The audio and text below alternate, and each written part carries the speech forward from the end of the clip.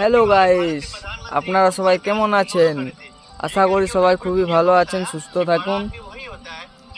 বড়দেরকে আমার প্রণাম, ছোটদেরকে আমার খুবই ভালোবাসা। আমি আজকে এসেছি, আমার বাড়ির পাশে একটা পুকুর আছে, ওই পুকুরটার কাছে এসেছি। আমি আপনাদেরকে পুকুরের একটু ভিউটা দেখাচ্ছি, দেখুন।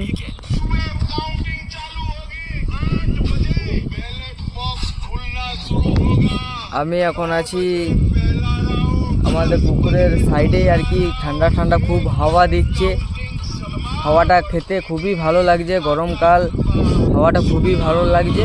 আমার সঙ্গে আছে আমার একটা দাদা, দেখুন আমার দাদাকে দেখালাম তোমাদেরকে। ও এখন বসে বসে ফোন ঘাঁটছে। আচ্ছা, আমি ভিডিওটা এখানেই শেষ করলাম।